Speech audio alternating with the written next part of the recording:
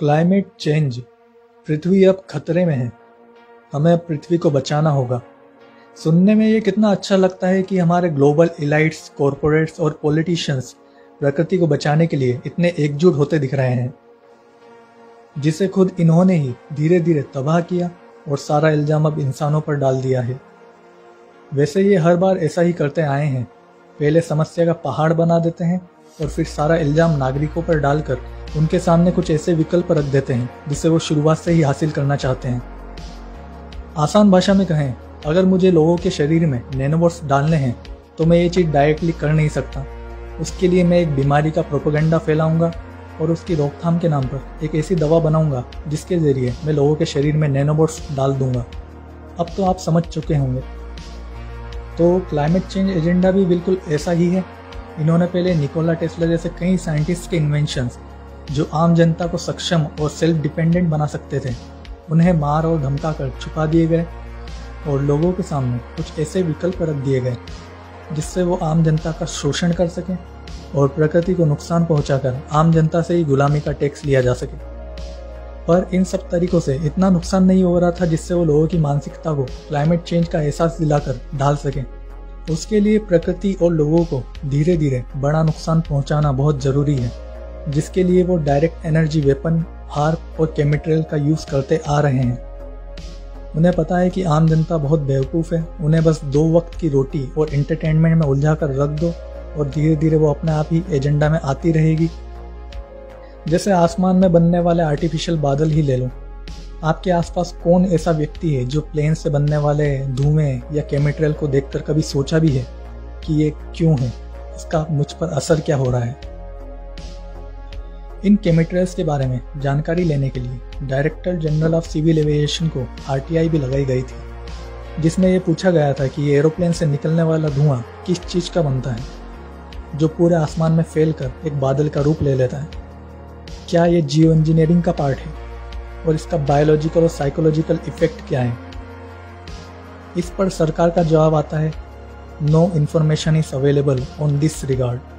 मतलब हमारे पास इस संबंध में कोई जानकारी नहीं है।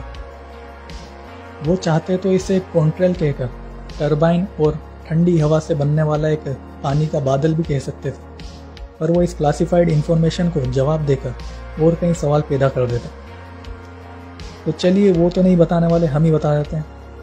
केमिकल एक एरोसोल मटेरियल है जिसमें हेवी मेटल्स, नैनाइड्स और जेनेटिक मटेरियल होता है जो खुले आसमान में आपके ऊपर छिड़का जाता है, जो आपके खाने पीने हवा में मिलाया जाता है, जो आपके शरीर में जाने के बाद सेलफोन टावर्स के रेडिएशंस को एब्जॉर्ब करता है, आपकी आत्मा और शरीर के वाइब्रेशन को लो रखता है, जिससे ये जनता का मूड आशाहीन, डिप्रेस और बीमार बनाए रखते हैं। इस केमिकल के और भी यूज़ होते हैं जो डायरेक्ट एनर्जी वेपन और हार्प जैसे वेपन को लोअर मेटल एटमॉस्फेयर प्रदान करते हैं, उनकी प्रोजेक्शन और एक्यूरेसी बढ़ाने के लिए। तो अब बात आती है डायरेक्ट एनर्जी वेपन की। इसे आप नाम से ही समझ गए होंगे, एक एनर्जी वाली पार्टिकल बीम या लेज़र बीम जिसे किसी भी बड़े ड्रोन, एरोप्लेन, सैटेलाइट में लगाया जाता है और इस बीम से वो किसी भी जंगल में आग लगा सकते हैं, किसी भी ज्वालामुखी को सक्रिय बना सकते हैं। जैसा हम पिछले कुछ सालों से देखते आ रहे हैं कि कैसे इन जंगलों में आग लग जाती है जो कई महीनों तक चलती रहती है। उन फॉरेस्ट फायर में कुछ इंसिडेंट ऐसे भी हो जाते हैं जिसमें कुछ पेड़ सुरक्षित है पर वहीं पड़े कुछ व्हीकल्स के मेटल पार्ट्स ज़मीन पर गले पड़े हैं। यही केस 9/11 में भी हुआ था। कुछ कार मेल्ट हो चुकी थी, कंक्रीट डीमेटेरियलाइज होकर डस्ट बन चुका था। ऐसा नेचुरल केसेस में होना मुमकिन नहीं होता है। कई लोगों ने इन बीम को वेदर रेडार्स में ही पकड़ा है जो अभी भी अनसोल्ड है। तो अब बात आती है हार्प की, जो पूरी दुनिया में बिछा दिए गए हैं। इंडिया का हार्प नार्ल में है, NARL। ये कहने तो आयनोस्फीयर रिसर्च प्रोग्राम है, पर यह है आयनोस्फीयर हीटर जिसका उपयोग वेदर वेपन्स की तरह किया जाता है।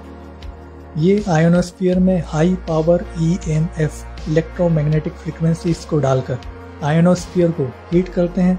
वहाँ पर एक ग्रीन हाउस इफेक्ट बना दिया जाता है जहाँ पर सूरज की किरणें और हवा कॉन्सेंट्रेट होने लगती है और एक आर्टिफिशियल वेदर बना दिया जाता है।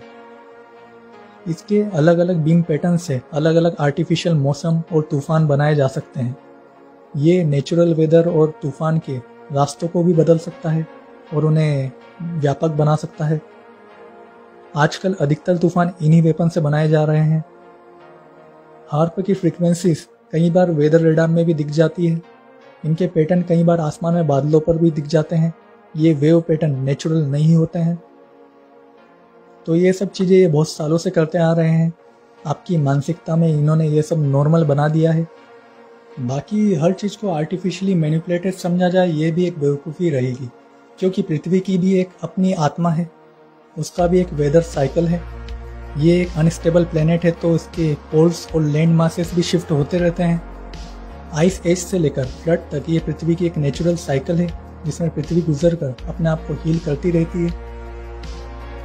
तो इन ग्लोबल इलाइट्स ने वेदर वेपन्स यूज़ कर क्लाइमेट चेंज की इमेज लोगों के दिमाग में बना दी है अपने प्रोपेगेंडा पपेट्स के द्वारा।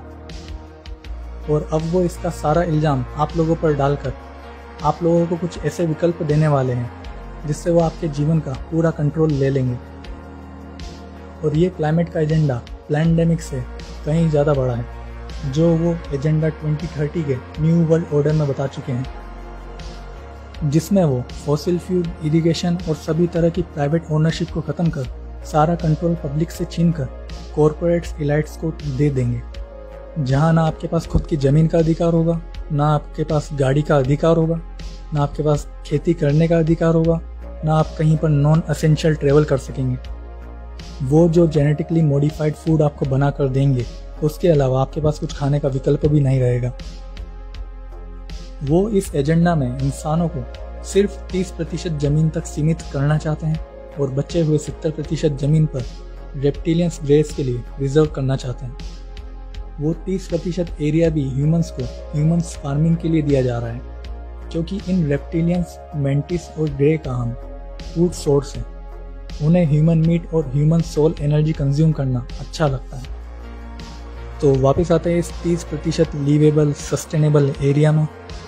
आसान भाषा में कहें तो स्मार्ट सिटीज़ में, जिसमें आर्टिफिशियल इंटेलिजेंस 24 घंटे आप पर निगरानी रखेगी, जहां आपके पास कोई अधिकार, कोई प्राइवेसी, कोई आज़ादी नहीं होगी और आपकी ज़िंदगी पर उनका टोटल कंट्रोल होगा।